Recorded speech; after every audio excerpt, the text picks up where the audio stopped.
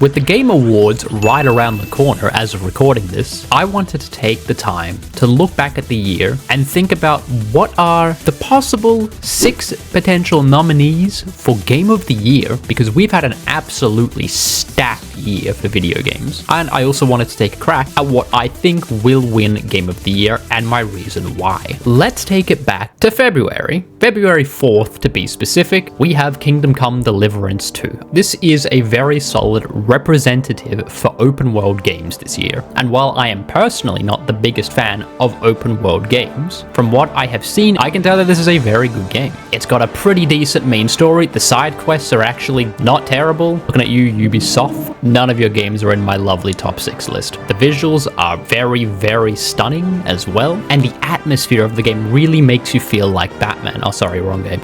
And the game really makes you feel like you are an active part in this world. Very cool, Henry. There's really anything to criticize from what I've seen. Apparently some of the combat isn't as good as it could be. There's a little bit of clunk here and there, but if the main drawback from your extensive open world game with so many different moving parts are minor setbacks, I'd say that's a pretty good reason to be a contender for Game of the Year. Now, moving forward just a month ahead, March 6th, we have Split Fiction. Your screen is split in half, just like the good old days of split screen. You get to play as one character, your friend plays as another character. And what I found very, very interesting and also kind of cool, not only does it take 2 different characters who have different abilities and different ways to approach things, but it's done through the lens of medieval fantasy and sci-fi tomfoolery. Split Fiction genuinely pushes the creative puzzle solving to ways that you genuinely just would not expect. And the story, again, is actually not bad. It actually kind of reminds me of like some of the older Assassin's Creed stories, where it's like,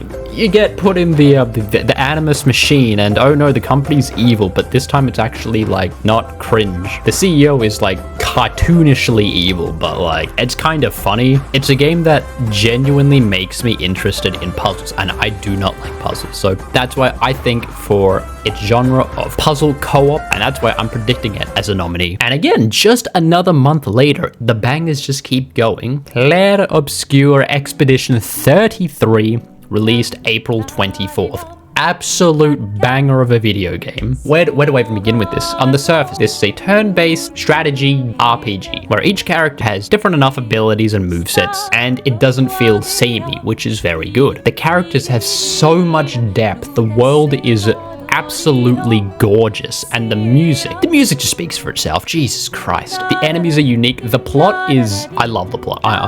The plot is one of the best stories I've seen out of a video game in such a long time. And the fact that this game was created by ex-Ubisoft devs, there's like 30 of them, genuinely just goes to show that we don't need billions of dollars thrown at a video game. Looking at you, GTA 6, and with enough passion, time, and care, you can create one of the greatest masterpieces of art this decade has seen. A few months later, July 17th, we have a contribution from Nintendo with Donkey Kong Bonanza. Now, while I don't love Nintendo for some of their more recent decisions, they made a pretty banger game with the funny monkey. I think similar as well to Mario Wonder, where they just took a go at changing up the formula. The game takes similar concepts to Mario Odyssey with its 3D platforming and blasts the concept out of the window. Taking the idea of funny monkey can break anything, throw thing, ride thing, turn into funnier monkey, turn into other animals that then can break thing easier, and every time you get a banana it says I think it's just a pretty solid game. The visuals are great, the music's funky, the enemies are funny. It's a very solid entry. It's going in one of the top 6. The 5th nominee is a game that I have recently just played. You might have even seen a video on the channel. September 4th, Hollow Knight Silksong arrived. Not only does it surpass expectation, but it builds on everything that Hollow Knight had already established as a game. The combat has more substance, the movement's more fleshed out. You have more ways to play the game. I had fun doing the quests. It's an incredible breakthrough, I know. But the game really just speaks for itself. on launch, the game crashed multiple different online stores because everyone was trying so hard to buy it. I think a game that crashes multiple stores because of how popular it is genuinely just speaks for itself and how good the game turned out to be. Hollow Knight Silksong is a cinema. Coming in to fill that final slot, my prediction, Hades 2 released on September 25th, our most recent entry into what I think will be considered the game of the year. Like, before the release, I already put like over 50 hours in the game just in like the pre-release. I was personally pretty hyped for this. Every different weapon changes up how you approach combat. The boons you get from the gods are similar, but different, which I mean, yeah, you kind of want that. So if you're a fan of the original Hades, you'll get how it works. There are also new boons as well. There's new gods, and there's also just like different worlds as well. You got the underworld and the overworld, which is cool. That's pretty neat. Also, I think Olympus is in the game now. If you've played Hades before, you already know that this is a banger game. It continues the story, fleshes out old characters, expands on new characters. The worlds are insane. The art style is beautiful, and it tickles my brain anytime you play the game.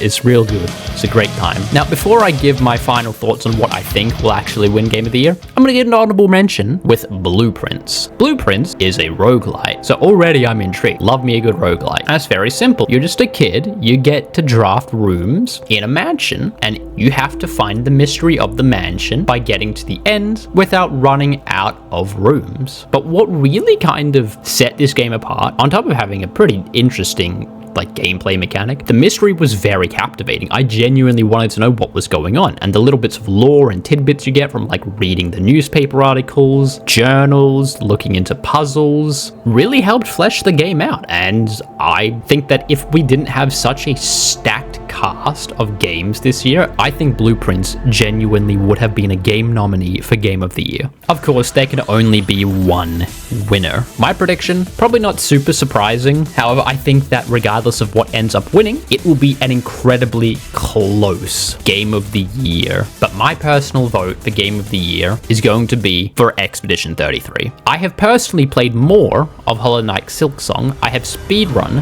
Hollow Knight Silksong. I have beaten all of Hollow Knight Silksong, the game that people have been anticipating for so many years, but I think Expedition 33 barely beats it. And by barely, I mean if this was a tier list, both of these games would be in S tier, but Expedition 33 would be slightly more in S tier. I had so much fun with both of these games, but Expedition 33, as I mentioned earlier, is just art. I don't remember the last time I genuinely remember crying in a video game, and it wasn't even because of a story beat. The story beat also made me cry, don't get me wrong. As soon as I heard that absolutely bombastic piece of music in one of the final fights, I felt such an incredible rush of like emotion. Like I don't know how to explain it. It affected me so emotionally deeply that I'm still thinking about it. This game released months ago and I'm still thinking about it. And that experience is why I genuinely am predicting that Expedition 33